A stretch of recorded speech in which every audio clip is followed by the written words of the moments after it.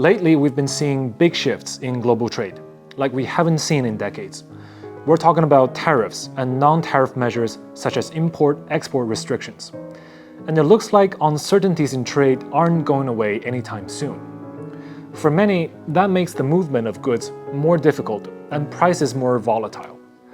But if you're just a small business, minding your own business, how can you get by? Can you export without crossing borders? Nay, dare I ask, can you do it without leaving your room? Yes, you can. We'll show you how. To do that, we first need to cover some essentials about international trade. More specifically, a segment that makes up more than a quarter of global trade, but not immediately obvious.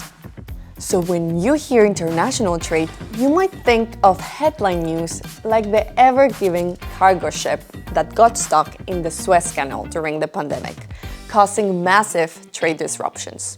Or maybe you think of contents of a ship like that, say a smartphone, which is the perfect example of international trade, combining parts and technologies from all around the world. But you see, international trade isn't just about physical goods. Those actually account for roughly 73% of global trade. The remaining 27% is trade in services, and its share in global trade is steadily increasing year after year. While trade in goods faces headwinds, services are driving the next wave of global growth. Backed by emerging technologies, supported policies, and infrastructure, trade in services is a cornerstone of the global economy. One advantage, especially relevant today, is that it typically isn't subject to tariffs. Trade in services refers to the sale and delivery of an intangible product, a service, between a producer and the consumer. In the world of international trade, this happens in 4 different ways, known as modes of supply, as defined by the WTO General Agreement on Trade and Services, or GATS. First, cross-border trade. Second, consumption abroad. Third, commercial presence. And the last one, presence of natural persons. For the curious among you, we have a flagship report on how trade in services makes businesses more competitive, linked in the description below.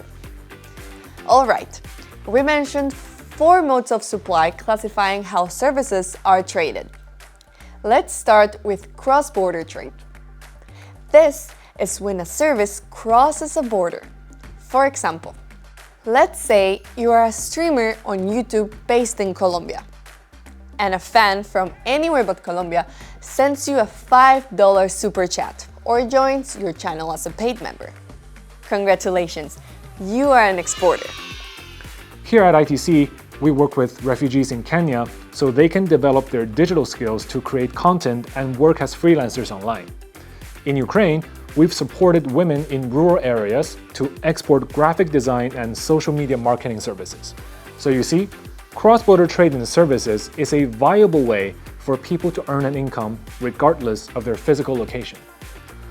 The WTO's moratorium on electronic transmissions helps digital trade flow freely across borders. This moratorium has historically been renewed at every WTO ministerial conference, but not without a debate among members. The next ministerial conference will take place at the end of March. If the moratorium is not renewed, then the digital services you provide could face custom duties from the buying country. So, we've covered services crossing borders digitally. But what if you want to export your services within your own borders? What if foreign buyers come to you for services? I'm talking about the second mode of supply, called consumption abroad, in which people in country A leave their country for services such as tourism. Every time a customer comes from abroad and eats at your restaurant, stays at your hotel, or buys a product from your shop, congratulations, you just exported. The importance of tourism as an export cannot be overstated, especially for small island developing states, or SIDS. These nations rely heavily on tourism revenue, and for some, for more than half of all jobs. Here at ITC, we work with SIDS to develop sustainable, resilient tourism sectors, including with the support of online tools like our SIDS Trade Tracker. Now, let's look at another sector we don't immediately associate with exports: education. This is another form of trade in services, where you're exporting within your borders. When a school receives international students, that's exports. I, a Colombian citizen, studied at Rennes School of Business. That's a French export of education as a service. Now, moving to the third mode of supply, commercial presence. This is when you, as a service provider in country A, reach foreign customers by establishing a physical base in country B. Instead of sending your services across a border, you are essentially exporting your business model and expertise. For example, when Mercado Libre opens physical stores in Mexico, it is a commercial presence. While they sell goods, their services of retailing, logistics, management, and business operation is the traded service. Making this type of move is not possible for many small businesses, but it is an option to reach customers that you might otherwise not be able to reach. Now, there's one final mode of supply. If a professional from country A travels to country B temporarily to provide a service, this is considered an export for country A, a process called presence of natural persons. When ITC trains someone into a trade capacity building export from Senegal to then deliver a training session in person in the Gambia, that's Senegal's export in services. So what does all this mean for you, a small business owner or an entrepreneur? If you're navigating a world of ongoing changes in the global trading system, just remember that international trade is much more than just shipping containers around. To help you diversify your offerings and thrive, here are 3 key recommendations. First, think intangible. Physical goods might get stuck at the border, but your expertise doesn't have to. Can you turn part of your business into a digital service? Whether it's consulting, software, or digital design, consider cross-border supply of services as a way to access the global market. Second, let the customer come to you. Don't forget consumption abroad is an option if you can attract international clients to your doorstep, be it for specialized trainings, tourism, or local services.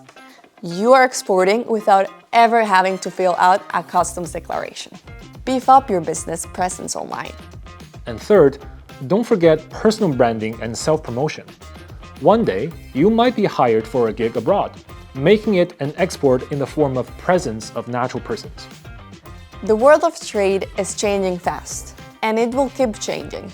By shifting your focus from stuff to services, you can bypass some barriers and keep your business moving forward. If you would like to know how to finance your trade and services endeavor, make sure to register for this free ITC online course, which will be linked in the description below. So what would you do? Me, I'd start streaming my playthrough of Goat Simulator 3. That looks like a lot of fun. Yeah, sounds like.